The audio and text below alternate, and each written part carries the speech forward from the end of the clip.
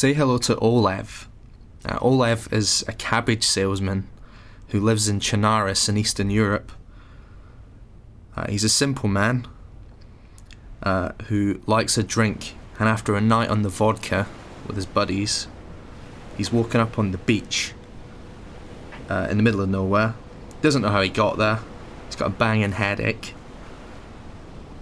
and his goal is to get from where he's woken up in Drakon all the way to his hometown Petrovka, which is in the far north, almost directly north of where we are now. But the catch is, when Olev dies, Olev is dead. Because the ruthless world of DayZ is such that when you're dead, you have to start a brand new character and you lose all your stuff. And so Olev must make his way from Drakon to Petrovka without dying, which is easier said than done because his path will take him through such player killer hotspots as the Northwest Airfield. But he's going to try his best. He doesn't have anything on him at the moment. He has no supplies apart from the basics: a torch, a bandage, and some painkillers. That's all he has. And so Olev must journey through the wilds of Chernarus, the zombie infested wilds, and not die. And this is his journey.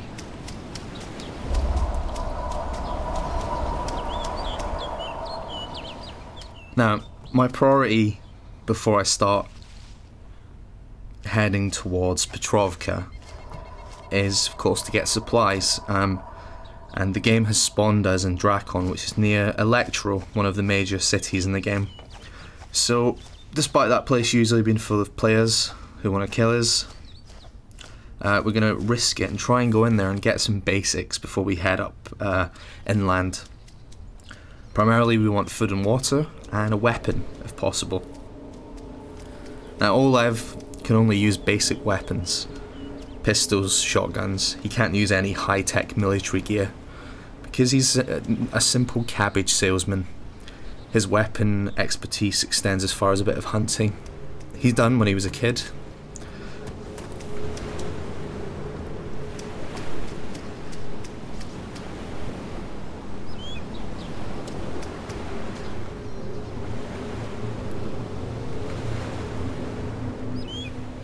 So we're taking it pretty easy at the start here, just getting our bearings, getting a feel for the controls. It's been a while since we played DayZ. It's also wise to keep your head low when you're on the outskirts of the cities, because I've lost count of the amount of times that I've been shot by some unseen sniper miles away, or possibly right next to me. I'll never know. It's ruthless out there in DayZ. So we spot our first zombie. They aren't so smart in this game, and he seems to just be walking towards the water. But in recent patches, their hearing and sight has gotten a lot better, so even just standing up briefly or sprinting briefly will send any nearby zombies running towards you. And since we have no weapons at this point, we could outrun them, but we don't want to risk losing any blood, because then the screen will be sucked of all its colour and we'll start shaking and it'll be a nightmare. So we spot a couple of houses here on the outskirts of Electro. None of these are enterable. If you play DayZ, you'll know that there's only like maybe 3 or 4 house models that have interiors and thus have loot in them. So we're going to push on through these back gardens, avoiding a zombie friend over there.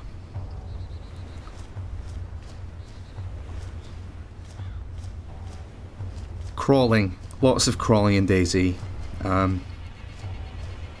but really there are a few games that create as much tension as when you're on your belly surrounded by zombies in the middle of nowhere. It is really quite frightening, especially if you play in the dark with headphones with the creepy music on.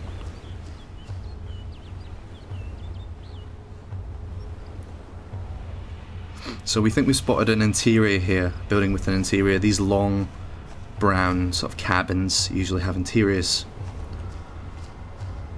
So we carefully nudge our way through the back gardens, because it's not uncommon to turn a corner and be faced immediately with a zombie. The game seems to spawn them around you, so you never be in a situation where there aren't any zombies. Wherever there's loot and wherever the player is, there will be zombies. So yeah, the world always feels populated. Even though on this map, as you can see on the debug monitor there, there's only, you know, a couple of 140-ish zombies, which doesn't seem like a lot, but a lot of them will be spawning around me. So that cabin wasn't the right type of building, because DayZ is based on Arma 2, the military shooter. Build interiors probably weren't a priority for Bohemia, and so DayZ creator Rocket has to use the assets that exist mostly. So hopefully in future updates and maybe the standalone version will be a lot more building interiors. Another zombie, but I don't think he's going to see us. He's pretty much tucked away there on the beach.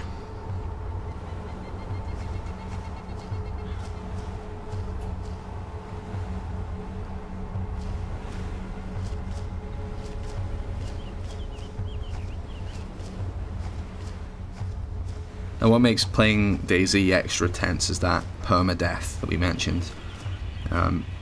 The fear that you could spend hours collecting, you know, some nice ammo, a nice military grade rifle, have a bag full of beans, have an Alice pack, all the good stuff, and then it could be lost within seconds. So in the many hours I've played this game, I've learned, first of all, never to get attached to anything, because it can be stolen from you in the blink of an eye. Okay, so we're heading deeper into the outskirts of Electro here, and we're not going into the city because that is a death wish. I can't remember any time playing this game with my thousands of lives that I've gone into Electro and come out smiling. Maybe that's just me.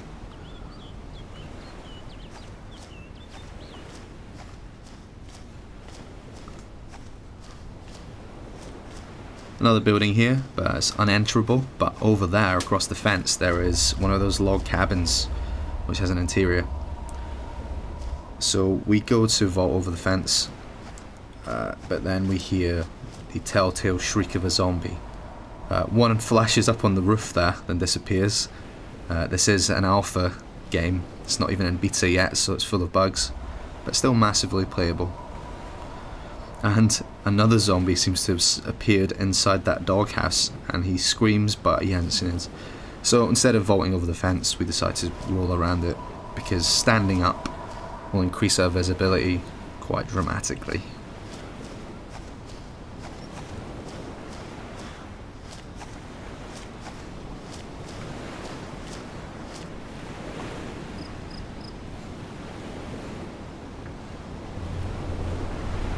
Okay, so we head towards the building. One of the fun bugs in this game is that sometimes if you crawl towards a doorway, your character will enter into a sprint, thus alerting every zombie within a mile, which is quite annoying. So we have to take this easy. Watch your step.